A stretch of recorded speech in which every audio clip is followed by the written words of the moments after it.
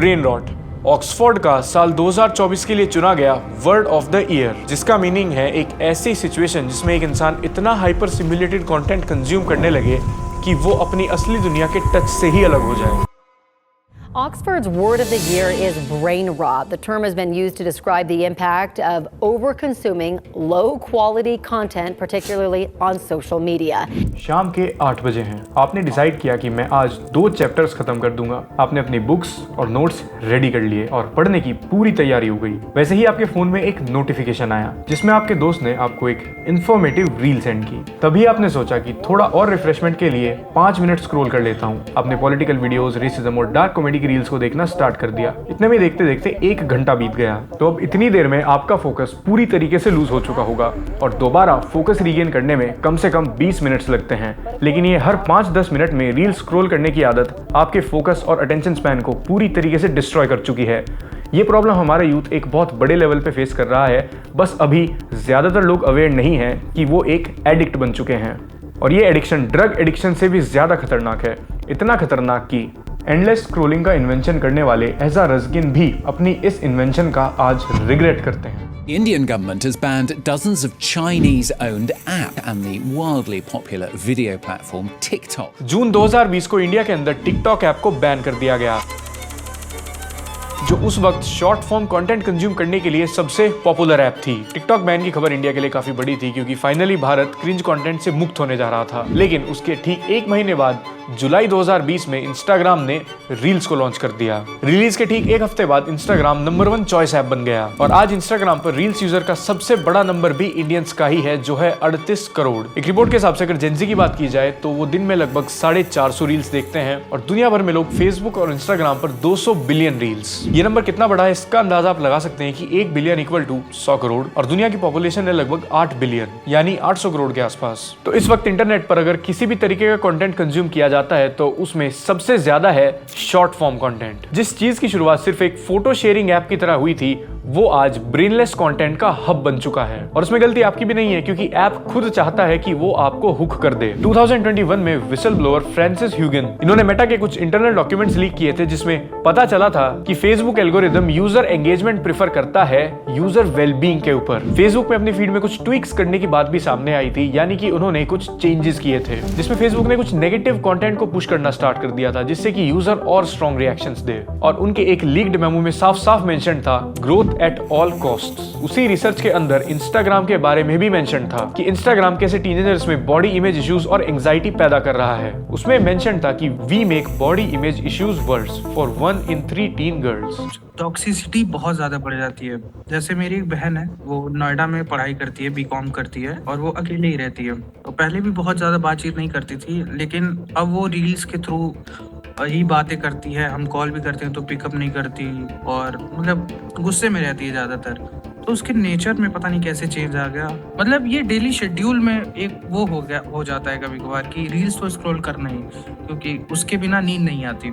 हर scroll के बाद एक अलग तरीके का वीडियो सामने आता है, यानी कि इंस्टेंट ग्रेटिफिकेशन। हम सब जानते हैं कि रील्स और सोशल मीडिया कितनी एडिक्टिव हो सकती हैं, लेकिन एक और इम्पोर्टेंट बात जिसे हम इग्नोर नहीं कर सकते वो ये है कि स्क्रीन सिर्फ हमारे एंटरटेनमेंट के लिए नहीं है, चाहे काम हो, पढ़ाई हो या फिर अपने रिलेटिव्स और फ्रेंड्स से कनेक्टेड रहने की बात हो। आजकल जो समय हम स्क्रीन के सामने गुजारते हैं वो बढ़ते ही जा रहा है। अगर मैं अपने पर्सनल एक्सपीरियंस से बताऊं तो खुद एज ए क्रिएटर मैं 8 से 10 घंटे स्क्रीन के सामने बैठे रहता हूं और आज के इस डिजिटल एरा में स्क्रीन को अवॉइड करना इम्पॉसिबल है। स्पेशली यंगस्टर्स के लिए तो उनका फोन और लैपटॉप उनकी डेली लाइफ का एक एसेंशियल पार्ट है। अब जैसे जैसे चीजें डिजिटलाइज हो रही हैं तो स्क्रीन के सामने गुजरने वाला वक्त भी बढ़ते जा रहा है। तो अब हमारे इस बढ़ते स्क्रीन टाइम के साथ एक चीज और तेजी से बढ़ रही है, वो है मायोपिया यानी नियर साइटेडनेस। मायोपिया से आपको पास की चीजें दिखती हैं लेकिन दूर की चीजें क्लियरली नजर नहीं आती, यानी जो चीजें दूर की हैं वो ब्लरी दिखती हैं। और जो स्टैटिस्टिक्स हैं वो काफी अलार्मिंग हैं। साल 2050 तक 50% पॉपुलेशन को मायोपिया हो सकता है और ये काफी सीरियस इशू है क्योंकि बच्चों में अर्ली एज में प्रॉब्लम डेवलप होने का मतलब है there is no turning back, क्योंकि विजन प्रोग्रेशन बढ़ते ही जाता है। तो अब इस प्रॉब्लम का सोल्यूशन क्या है? ग्लोबल लेवल पर कई एडवांस मेडिकल ट्रीटमेंट्स हो रहे रहे हैं। और रिसर्च करने पर इस प्रॉब्लम का सोल्यूशन मुझे मिला लेंसकार्ट पर। लेंसकार्ट क्रिएटर ग्लासेस एक अमेजिंग इनोवेशन है। ये ग्लासेस एडवांस टेक्नोलॉजी यूज करते हैं जो आपके बच्चों की आंखों के ऑप्टिकल फोकस को प्रिसाइसली डिफाइन करती है और आई इलोंगेशन को कंट्रोल करके पावर प्रोग्रेशन को स्लो करती है। और सबसे अच्छी बात है कि ये फंक्शनल होने के साथ साथ स्टाइलिश और कंफर्टेबल भी हैं, बिल्कुल फिटेड फ्रेम्स के साथ। आपके बच्चे मायोपिया से सफर कर रहे हैं तो लेंसकार्ट क्रिएटर ग्लासेस आपकी मदद के लिए हैं। और सबसे अच्छी बात, ये अफोर्डेबल हैं और इजीली एक्सेसिबल भी। सिर्फ 3000 रुपए में आपको ग्लासेस मिल जाते हैं along with myopia control lenses. तो देर मत करो, अपनी आंखों का ख्याल आज से ही रखो और नीचे दिए गए लिंक पर क्लिक करो और लेंसकार्ट के क्रिएटर ग्लासेस को जाके एक्सप्लोर करो। रिसर्चेस भी बताती हैं कि हमारी ब्रेन्स की कंडीशनिंग ऐसी हो चुकी है कि हम कहीं एक जगह अब फोकस कर ही नहीं सकते, बल्कि ध्यान लगाना लिटरली इम्पॉसिबल लगता है। और बहुत सारी रिसर्चेस के हिसाब से हमारा अटेंशन स्पैन 8 सेकंड से कम हो चुका है, जो कि एक गोल्ड फिश से भी कम है। नेगेटिव चीज़ जो मेरे साथ हुई है, एक्सपीरियंस करता हूँ मैं। पहले मैं मूवीज़ देखता था बहुत ज़्यादा, मैं कोशिश करता था कि सीखूं, मगर अब मैं मूवीज़ नहीं देख पाता। पाताल लोक मैंने अभी देखना शुरू की थी एग्जाम से पहले, और मेरे को इतनी दिक्कत हो रही थी, मैं क्या बताऊं। मतलब एक एपिसोड में 3 दिन में देखूं। सोशल मीडिया के एडिक्शन को पिछली 3 जनरेशन से कंपेयर करते हैं, मिलेनियल्स, जेन जी और जेन अल्फा। इन तीनों जनरेशन में जेन अल्फा सोशल मीडिया पे सबसे ज्यादा टाइम स्पेंड करती है। जेन अल्फा के 8 से 10 साल की एज ग्रुप के 60% बच्चे एक दिन में 4 घंटे से ज्यादा सोशल मीडिया यूज करते हैं, और जिसका इम्पैक्ट भी बहुत सिग्निफिकेंट है। इसी इम्पैक्ट को जानने के लिए टाइंजन नॉर्मल यूनिवर्सिटी ने एक स्टडी कंडक्ट की, जिसमें 17 से 30 साल के 111 लोगों को शामिल किया गया और उन्हें कहा गया कि तुम्हें पूरे 2 महीने तक हर रोज 95 मिनट्स तक रील्स देखनी है। और इन 2 महीने के दौरान उनके ब्रेन में जो चेंजेस हो रहे थे उन्हें MRI से ट्रैक किया जा रहा था। बाद में स्टडी में पता चला कि 2 महीने तक लगातार रील्स देखने की वजह से इन पार्टिसिपेंट्स की ब्रेन एक्टिविटीज एडिक्शन शो कर रही थी। इसके अलावा ब्रेन में डिसीजन मेकिंग और इमोशनल कंट्रोल का काम करने वाला हिस्सा, जिसे ऑर्बिटल फ्रंटल कॉर्टेक्स और सेरेबेलम में ग्रे मैटर ज्यादा दिखाई दे रहा था, ये ग्रे मैटर सीवियर एडिक्शन को इंडिकेट करता है। और सिर्फ एडिक्शन ही नहीं, बल्कि इन पार्टिसिपेंट्स में 500 ऐसे चेंज भी पाए गए जो एडिक्शन और न्यूरल चेंजेस से रिलेटेड थे। तो इस रील एडिक्शन से होने वाले शॉर्ट अटेंशन स्पैन का इंपैक्ट हमारी क्रिएटिविटी और लर्निंग के ऊपर पड़ता है। शॉर्ट अटेंशन स्पैन के चलते हमारा ब्रेन किसी ऐसी कॉम्प्लेक्स सिचुएशन या फिर ऐसी एक्टिविटी में एंगेज नहीं हो पाता जिसमें ज्यादा देर तक अटेंशन की जरूरत हो, या फिर जिसका प्रोसेस स्लो हो, जैसे कि बुक रीड करना, कोई प्रोजेक्ट फिनिश करना या फिर कोई क्रिएटिव काम करना। रील स्क्रॉलिंग से बहुत आसानी से मिलने वाला डोपामीन हाइक हमारे लिए एक ड्रग की तरह बन चुका है। ये एक बहुत आसान तरीका है प्लेजर और रिलैक्स्ड फील करने के लिए, लेकिन ये असल में हमारे ब्रेन को धीरे धीरे एडिक्टिव बना रहा है और हमारी कैपेबिलिटीज को कमजोर करते जा रहा है। रील्स देखने पर हमारे दिमाग का रिवॉर्ड सिस्टम एक्टिवेट हो जाता है, जो कि हैप्पी डोपामीन रिलीज करता है, और बॉडी में जैसे ही डोपामीन रिलीज होता है वैसे ही हम रिलैक्स हो जाते हैं। नेक्स्ट वीडियो क्या होगा, ये क्यूरियोसिटी एक वेरिएबल रिवॉर्ड शेड्यूल करती है। ये वेरिएबिलिटी हमारे ब्रेन को चेंज कर देती है और हमारा ब्रेन क्रेव करने लगता है वन मोर स्वाइप, और हम इस डिजिटल रिवॉर्ड के एडिक्टेड बन जाते हैं। जितनी देर तक हम रील्स देखते हैं तब तक ही हमारे ब्रेन का रिवॉर्ड सिस्टम एक्टिव रहता है। न्यूरोलॉजिकल स्टडीज भी यही प्रूव करती हैं कि ज्यादा शॉर्ट फॉर्म कंटेंट देखने से रिवॉर्ड सर्किट एंगेज होते हैं। इसे कसिनो इफेक्ट कहा जाता है। जब यूजर एक रील से दूसरी रील पर स्क्रॉल करता है तो उसका दिमाग यही कंपैरिजन कर रहा होता है कि नेक्स्ट रील पिछली वाली से एंटरटेनिंग होगी या नहीं, यानी वो एक तरह का रिवॉर्ड एक्सपेक्ट कर रहा है। और ये टेंडेंसी दिमाग में डोपामिन स्टिमुलेशन को इंक्रीज करती है। और डोपामिन को भी 2 तरीके से क्लासिफाई किया जा सकता है, एक हेल्दी डोपामिन और एक अनहेल्दी। हेल्दी डोपामिन जो है वो ट्रिगर होता है मीनिंगफुल और एफर्ट बेस्ड एक्टिविटीज से, जैसे कि एक्सरसाइजेस, कोई नई स्किल सीखना, प्रोजेक्ट कंप्लीट करना, डीप सोशल इंटरैक्शंस और मेडिटेशन। यहाँ पे आप बिना किसी डिपेंडेंसी के अच्छा फील करते हो। वहीं अगर अनहेल्दी डोपामिन की बात की जाए तो वो क्विक और ओवर स्टिमुलेटिंग एक्टिविटीज से आता है, जैसे कि रील्स। इसके और भी एग्जांपल है जंक फूड खाना, एडिक्शन, ड्रग, अल्कोहल और गैम्बलिंग। ये डोपामिन हमारे ब्रेन रिवॉर्ड सिस्टम को पूरी तरीके से बर्न आउट कर देता है, जिससे कि नॉर्मल एक्टिविटीज बोरिंग लगने लगती है और इस तरीके की ओवर स्टिमुलेटिंग चीजें जो क्विक रिवॉर्ड देंगी सिर्फ वो इंटरेस्टिंग लगती हैं। तो आपको हमेशा ज्यादा स्टिमुलेशन की क्रेविंग होगी और कितना भी चाहने के बाद आप अपने टास्क पर फोकस नहीं कर पाएंगे, और हम में से ज्यादातर लोग आज इसके शिकार हैं। हमारे कॉलेज की बात बता रहा हूँ। कुछ सब्जेक्ट्स होते हैं जो बोरिंग हो जाते हैं, कभी कभी की लेक्चर्स बोरिंग होते हैं।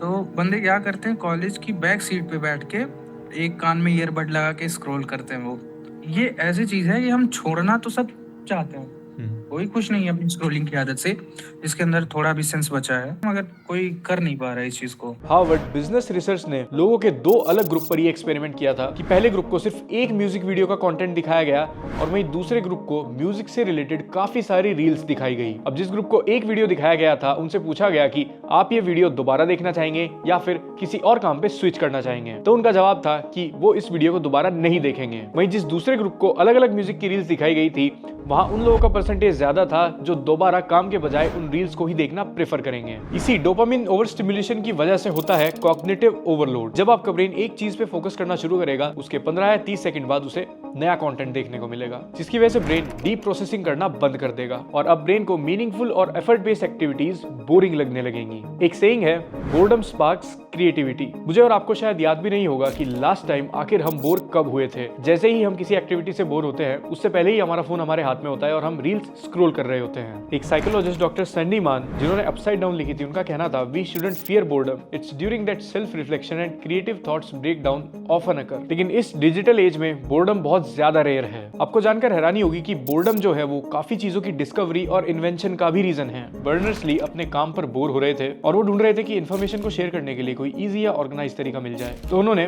वर्ल्ड वाइड वेब की शुरुआत की। इसी तरह आइजैक न्यूटन एक पेड़ के नीचे बोर हो रहे थे जब उन्होंने ऑब्जर्व किया कि एक सेब जमीन पर गिरा है और आगे का पेन आपको कोई फिजिक्स स्टूडेंट बता ही देगा। लेकिन हम अगर अपनी आने वाली जनरेशन की बात करें जो है जेन अल्फा, वो फोन्स और टैबलेट्स के साथ ग्रो अप हो रही है और उनके पास हर वक्त एक डिस्ट्रैक्शन है। ये डिवाइसेस उनके कॉग्निटिव और इमोशनल डेवलपमेंट को पूरी तरीके से रोक देंगे, क्योंकि बोर्डम टॉलरेंस एक मसल की तरह है, ये बिना एक्सरसाइज के कम हो जाता है और इस नई जनरेशन के पास तो बोर होने का कोई रीजन ही नहीं है। कितनी सारी स्टडीज प्रूव करती हैं कि बच्चों का फोन लेने के बाद उनमें स्ट्रेस और एंजाइटी ऑब्जर्व की गई। आज की जनरेशन को शायद पता भी ना हो कि आखिर सिर्फ शांति में अपने थॉट्स को ऑब्जर्व करना क्या चीज है। हाइपर सिमुलेशन का एक और बहुत अच्छा एग्जांपल जो बच्चों के फ्यूचर को डिस्ट्रॉय करने का काम बहुत अच्छे से करता है वो है कोकोमेलन। ये किड्स यूट्यूब चैनल है, इनफैक्ट दुनिया का सबसे ज्यादा सब्सक्राइब यूट्यूब चैनल भी है। इस चैनल पर जो वीडियोस आती हैं उसमें एंगेजमेंट लेवल काफी हाई रहता है और इनकी ऑडियंस भी है सिर्फ छोटे बच्चे। एक बार ये वीडियो किसी भी पेरेंट ने टीवी पर लगा दिया तो बच्चा हुक हो जाता है और फिर ऑटो प्ले के जरिए आगे के वीडियोस चलते रहते हैं, जिसकी वजह से इस चैनल की एक बहुत ट्रिमेंडियस ग्रोथ देखने के लिए मिली है। एक और चीज जिससे बच्चे सबसे ज्यादा अफेक्ट हो रहे हैं वो है कंटेंट फार्म चैनल्स। ये चैनल्स क्वालिटी से ज्यादा क्वांटिटी पे फोकस करते हैं। ये बहुत ही फ्रीक्वेंटली वीडियोस अपलोड करते हैं ताकि यूट्यूब का एल्गोरिदम भी इन्हें पुश करे। जैसे कि ये है ग्लिच यूट्यूब चैनल। यहाँ 2023 में द अमेजिंग सर्कस नाम से एक शो स्टार्ट हुआ जो बच्चों के बीच तेजी से पॉपुलर हो गया। इनकी मोस्ट पॉपुलर वीडियो पे 36 करोड़ से ज्यादा व्यूज हैं और हर एक वीडियो पर एवरेज 10 मिलियन व्यूज आते हैं। ऐसे ही दूसरा एग्जांपल है पॉपी प्ले टाइम नाम का हॉरर गेम जो बहुत कम टाइम में पॉपुलर हो गया। तीसरा स्लाइम कैट यूट्यूब चैनल। इनकी वीडियोस में काफी बार वायलेंस और एडल्ट्री जैसा कंटेंट भी यूज किया जाता है। अप्रैल 2021 में स्टार्ट हुए इस चैनल ने 6 मिलियन से ज्यादा सब्सक्राइबर्स गेन किए